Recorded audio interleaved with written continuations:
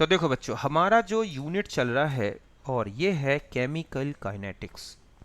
आज हम इस यूनिट में जो टॉपिक डिस्कस करेंगे, और ये टॉपिक है हमारा क्या, collision theory for rate of reaction. Okay, तो देखो बच्चों, रेट ऑफ रिएक्शन को एक्सप्लेन करने के लिए बहुत सारी थ्योरीज दी गई हैं। उनमें से एक थ्योरी है कॉलिजन थ्योरी। इसे ही हम यहाँ पर डिस्कस करेंगे। तो देखो, इस थ्योरी का अगर आप बेसिक कॉन्सेप्ट देखोगे ना बच्चों, तो इसमें बोला गया है कि कोई भी केमिकल चेंज या कोई भी केमिकल रिएक्शन तभी होती है जब एक्टिवेटेड रिएक्टेंट्स मॉलिक्यूल एक दूसरे से कोलाइड करते हैं। समझ गए ना बच्चों, कि कोई भी केमिकल चेंज या कोई भी केमिकल रिएक्शन तभी होगी जब रिएक्टेंट मॉलिक्यूल्स एक दूसरे से कोलाइड करते हैं। और ये जब कॉलिजन होता है तो इसके लिए जरूरी है कि जो रिएक्टेंट मॉलिक्यूल्स हैं वो एक्टिवेटेड होने चाहिए और उनके रिएक्शन सेंटर एक दूसरे से कोलाइड करने चाहिए, तभी कॉलिजन इफेक्टिव होगा। ओके, तो इस थ्योरी का जो बेसिक कॉन्सेप्ट है वो आप समझ गए होंगे। अब हम देखते हैं कि इस थ्योरी में क्या कहा गया, कि according to this theory the reactants collide with one another to bring about the chemical change. इस थ्योरी ये कहती है कि रिएक्टेंट जो हैं वो जब कोलाइड करेंगे एक दूसरे से तभी कोई केमिकल चेंज आता है। And the number of collisions that take place per second per unit volume, कि पर यूनिट वॉल्यूम पर सेकेंड में जो रिएक्शन मिक्सचर है उसके जो रिएक्टेंट मॉलिक्यूल्स हैं उनके जो टक्कर्स होते हैं उनका नंबर ही क्या कहलाता है बच्चों, कॉलिजन फ्रीक्वेंसी। समझ गए ना, कि the number of collisions that takes place per second per unit volume in reaction mixture is called collision frequency. The collision which bring about the chemical reaction, ठीक है, इनको क्या बोला जाता है, इफेक्टिव कोलिजन्स। समझ गए बच्चों, कि ऐसे कोलिजन्स रिएक्टेंट मॉलिक्यूल से जिनके कारण कोई केमिकल चेंज आएगा, कोई केमिकल रिएक्शन चलेगी, तो उसे ही बोला जाता है क्या बच्चों, इफेक्टिव कोलिजन। अब देखो, इफेक्टिव कोलिजन के लिए दो कंडीशन जरूरी हैं। अगर ये दो कंडीशंस को रिएक्टेंट मॉलिक्यूल्स फुलफिल करते हैं तब उनके बीच में एक इफेक्टिव कोलिजन होगा। और पहला है एनर्जी कंडीशन। तो देखो बच्चों, इसमें इस थ्योरी में सीधा बोला गया कि रिएक्टेंट मॉलिक्यूल्स एक दूसरे से कोलाइड करते हैं और केमिकल चेंज आता है। लेकिन केमिकल चेंज तभी आएगा जब जो रिएक्टेंट मॉलिक्यूल्स हैं वो जो है इन दो कंडीशन को फुलफिल करें, तभी उनके बीच में एक इफेक्टिव कोलिजन होगा। और पहली कंडीशन है एनर्जी कंडीशन। तो देखो, द रिएक्टेंट या reacting species must have sufficient energy to break the bonds, it is called threshold energy. कोई भी रिएक्शन में जब रिएक्टेंट मॉलिक्यूल्स एक दूसरे से कोलाइड करेंगे तो कॉलिजन जब होगा तो उस समय जो मॉलिक्यूल के जो एटम्स हैं उनके बॉन्ड ब्रेक होंगे। तो उन बॉन्ड के ब्रेक होने के लिए एक सफिशिएंट एनर्जी चाहिए रिएक्टेंट मॉलिक्यूल्स को, जिसे हम बोलते हैं थ्रेशोल्ड एनर्जी। समझ गए ना, जब तक मॉलिक्यूल को इतनी एनर्जी प्रोवाइड नहीं की जाएगी किसी भी प्रकार का कॉलिजन हो वो इफेक्टिव नहीं होगा। तो यही लिखा है कि the reacting species must have sufficient energy to break the bonds, it is called threshold energy. Hence reactant molecule must have energy which is equals or greater than threshold energy for effective collision. तो इस तरह से हम कह सकते हैं कि reactant molecules के लिए अगर इफेक्टिव कोलिजन लाना है तो उनके पास थ्रेशोल्ड एनर्जी के इक्वल या उससे ज़्यादा एनर्जी होनी चाहिए। The molecule which possess threshold energy are called activated fraction, ठीक है, of reactant molecule, activated fraction of reactant molecules and given by, ठीक है, फॉलोइंग इक्वेशन, कि जो मॉलिक्यूल एक्टिवेटेड हैं जिनके पास थ्रेशोल्ड एनर्जी के इक्वल या उससे ज़्यादा एनर्जी है, ऐसे मॉलिक्यूल का fraction means total reactant molecule में से वो मॉलिक्यूल जो एक्टिवेटेड स्टेट में है उस फ्रैक्शन को कैलकुलेट करना है तो ये फॉर्मूला लगता है F इक्वल टू ई का power minus E T upon R T, जहाँ T क्या है, थ्रेशोल्ड एनर्जी, T रिएक्शन का टेम्परेचर है, और ये है फ्रैक्शन ऑफ रिएक्टेंट मॉलिक्यूल्स। तो ये वन नहीं होता, मीन्स टोटल जितने भी रिएक्टेंट मॉलिक्यूल्स हैं वो सब के सब एक्टिवेटेड हो जाए। ओके, ये जरूरी नहीं है, लेकिन ये फ्रैक्शन जितना ज़्यादा मैक्सिमम होता जाएगा रिएक्शन उतनी ही फास्ट होती जाएगी, मींस उसका रेट उतना ही ज़्यादा मिलेगा। तो एक तो एनर्जी कंडीशन समझ गए होंगे कि कोई भी रिएक्टेंट मॉलिक्यूल को कॉलिजन करना है तो पहले उसके पास एक सफिशिएंट एनर्जी हो जो उसके बॉन्ड को ब्रेक कर सके, और वो है थ्रेशोल्ड एनर्जी। जिन मॉलिक्यूल के पास थ्रेशोल्ड एनर्जी या उससे ज़्यादा एनर्जी होती है वही कॉलिजन करेंगे और इफेक्टिव कॉलिजन होगा, और इस फ्रैक्शन को हम कैलकुलेट कर सकते हैं इस फॉर्मूले से, F इक्वल टू ई का power E T upon R T. Okay, इस तरह से अगर हम टेम्परेचर बढ़ाएंगे तो फ्रैक्शन बढ़ेगा, समझ गए बच्चों। और यही रीजन है कि टेम्परेचर बढ़ाने से रिएक्शन रेट जो है बढ़ता है, और अगर हम 10 डिग्री बढ़ा दें रिएक्शन का टेम्परेचर तो लगभग रेट डबल या ट्रिपल तक हो जाता है। फिर दूसरा है जो फैक्टर है वो है प्रॉपर ओरिएंटेशन। तो देखो बच्चों, मॉलिक्यूल को केवल एक्टिवेटेड होना बस जरूरी नहीं है रिएक्शन के लिए, उन मॉलिक्यूल्स के बीच में कोलाइड होगा लेकिन अगर उनका प्रॉपर ओरिएंटेशन नहीं है, मींस उनके रिएक्शन सेंटर नहीं टकरा रहे हैं, तो कोई रिएक्शन नहीं होगी, भले उनके पास एक्टिवेशन एनर्जी कितनी भी या थ्रेशोल्ड एनर्जी कितनी भी क्यों ना हो। तो यही लिखा है कि reactant molecule must collide in proper orientation so that old bond break and new bonds are formed. मतलब इस तरह से एक दूसरे से टकराएं कि उनके जो पुराने बॉन्ड्स हैं, मतलब जो ओल्ड हैं, जो पहले से थे, वो बॉन्ड ब्रेक हो जाएं और इनके बीच में नए बॉन्ड्स मिले। जैसे एक्स एक्स और वाई वाई अगर इस तरह का ट्रांजिशन करेंगे कि दोनों एक्स दोनों वाई से इस तरह से टकराएंगे तो उनके बीच में एक ट्रांजिशन स्टेट बन जाएगी और ये प्रोडक्ट का फॉर्मेशन होगा। तो ये एक प्रॉपर ओरिएंटेशन, मींस एक्स एक रिएक्शन सेंटर है, वाई एक रिएक्शन सेंटर है। इसी तरह से तो एक मॉलिक्यूल में दो रिएक्शन सेंटर हैं, तो दोनों रिएक्शन सेंटर दूसरे रिएक्टेंट मॉलिक्यूल के दो रिएक्शन सेंटर से कोलाइड करें, तब हमारे पास इस तरह से एक प्रोडक्ट का फॉर्मेशन होगा।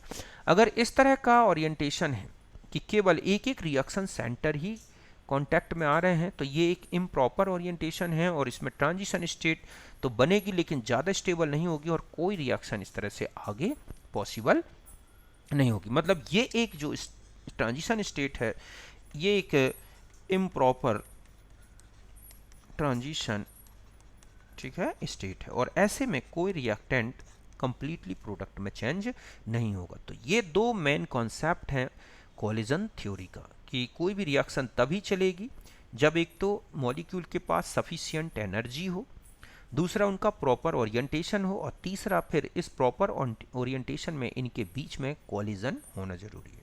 इस तरह से कुल मिला के ये थ्योरी का बेसिक कॉन्सेप्ट है। फिर हम आ जाते हैं कि अकॉर्डिंग टू कोलिजन थ्योरी में कि अगर हम इसका फॉर्मूला देखें तो इसमें बोला गया कि rate of reaction directly proportional to the collision frequency of activated molecule, कि जैसे जितने ज़्यादा एक्टिवेटेड मॉलिक्यूल्स होंगे उनके बीच में जितने ज़्यादा टक्कर्स होंगे, कोलिजन्स होंगे, उतना ही ज़्यादा रेट ऑफ रिएक्शन मिलेगा। ऐसा नहीं कि जितने मॉलिक्यूल रिएक्टेंट के हैं वो सब की कॉन्सेंट्रेशन पे डिपेंड करेगा, केवल कोलिजन फ्रीक्वेंसी उसी से ली जाएगी जो मॉलिक्यूल एक्टिवेटेड स्टेट में है, तो उनसे जो है रेट ऑफ रिएक्शन मिलेगा। ये क्लासिकल कॉन्सेप्ट है जिसमें केवल और केवल एक्टिवेटेड स्टेट की बात की गई है। तो rate is equal to F into Z, ये डायरेक्टली प्रोपोर्शनल साइन हटाएं तो एफ जहां ये क्या है अभी आपने देखा, एफ इज इक्वल टू था E T upon R T, fraction of activated molecule. तो इस तरह से रेट जो classical concept of collision theory है वो केवल और केवल कोलिजन फ्रीक्वेंसी और एक्टिवेटेड मॉलिक्यूल के प्रोडक्ट से निकला हुआ रेट ऑफ रिएक्शन है। लेकिन और आगे कर दें, अगर यूनिट कॉन्सेंट्रेशन कर दें तो आर इक्वल टू के होता है, तो हम ये कॉन्सेप्ट ये है, इसको बोलेंगे हम एक, ठीक है, इक्वेशन फॉर कोलिजन थ्योरी, और वो भी एक क्लासिकल कॉन्सेप्ट है, ठीक है, कि पहला जो था। लेकिन ये देखा गया कि इस इक्वेशन से अगर के की वैल्यू निकाली जाए तो वो वैल्यू उस तरह नहीं आएगी जितना कि एक थ्योरेटिकल कॉन्सेप्ट कहता है कि इतने कॉलिजन में ये रेट ऑफ कांस्टेंट आना चाहिए, इतनी फ्रिक्वेंसी है, तो उससे बहुत कम आता है। मतलब इस इक्वेशन में अगर हम ये सारे कांस्टेंट या जो भी वैल्यूज़ दे रखी हैं, अगर हम इस कॉलिजन फ्रिक्वेंसी और सब वैल्यू पुटअप करें और रेट कांस्टेंट काउंट करें, तो एक नॉर्मल टेम्परेचर में के की वैल्यू बहुत ज़्यादा लार्ज आनी चाहिए, क्योंकि मॉलिक्यूल पर मोल में जो टक्कर्स होते हैं लगभग 10⁻19 तक हो सकते हैं, और ऐसे में रिएक्शन बहुत ज़्यादा एक्सप्लोसिव होगी, लेकिन रेट कांस्टेंट इतना नहीं मिलता।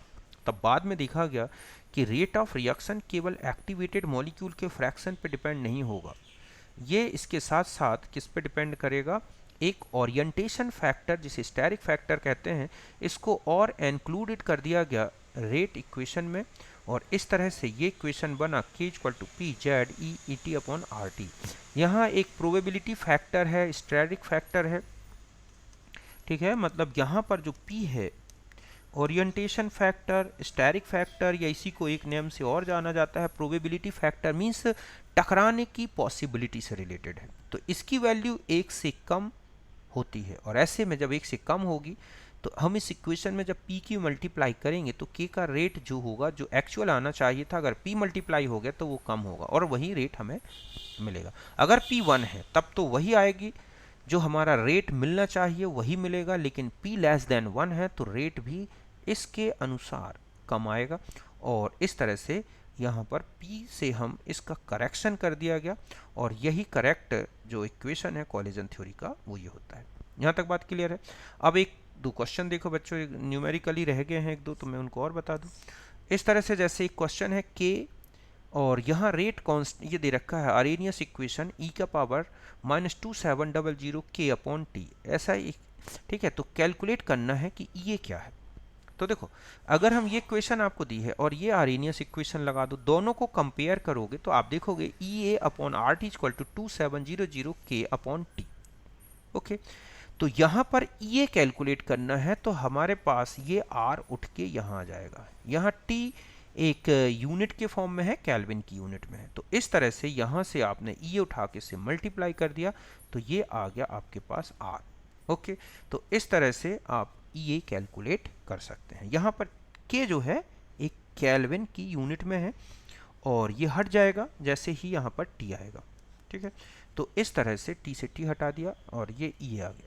एक energy profile diagram of reversible reaction के लिए दिए गए हैं, जैसे एक्सोथर्मिक रिएक्शन है, तो एक्सोथर्मिक रिएक्शन में जो प्रोडक्ट की एनर्जी है वो रिएक्टेंट से नीचे जाएगी, इसलिए जो डेल्टा HR होगा, रिएक्शन की इंथैल्पी वो नेगेटिव होगी।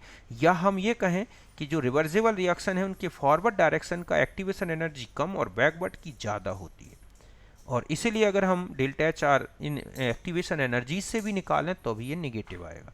और यही रीज़न है कि जो एक्सोथर्मिक रिएक्शन है वो फॉरवर्ड डायरेक्शन में तो फास्ट चलती हैं, लेकिन बैकवर्ड डायरेक्शन में बहुत ही स्लो रेट से चलती हैं, क्योंकि बैकवर्ड, देखो रिएक्टेंट हो या प्रोडक्ट, दोनों की एक्टिवेशन स्टेट तो एक ही है, तो यहाँ रिएक्टेंट को एक्टिवेट स्टेट तक पहुँचने के लिए कम एनर्जी चाहिए, जबकि इसमें प्रोडक्ट को एक्टिवेट स्टेट तक पहुँचने में ज़्यादा एनर्जी चाहिए, और यही रीज़न है कि बैकवर्ड रिएक्शन रेट कम और फॉरवर्ड ज़्यादा। और अगर आपको एक्टिवेशन एनर्जी पता है बैकवर्ड और फॉरवर्ड की, तो आप रिएक्शन एंथैल्पी भी कैलकुलेट कर सकते हैं। एंडोथर्मिक में चलें तो एंडोथर्मिक में रिएक्टेंट की एनर्जी कम, ठीक है, और जो प्रोडक्ट की एनर्जी है वो है ज़्यादा, ठीक है।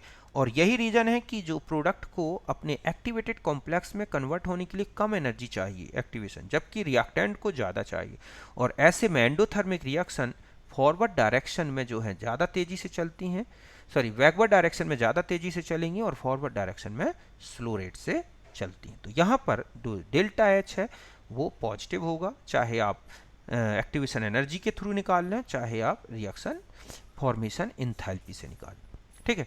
फिर एक और क्वेश्चन आता है पैरेलल रिएक्शन। देखो, पैरेलल रिएक्शन वो कहलाती हैं जिनमें एक ही रिएक्टेंट से 2 या 3 प्रोडक्ट्स बनते हैं। सपोज A से एक B बन रहा है और एक C, जिसका रेट है K1 और एक का है K2। जैसे फिनॉल का नाइट्रेशन करा दें तो ऑर्थो नाइट्रोफिनॉल भी बनता है पैरानाइट्रो।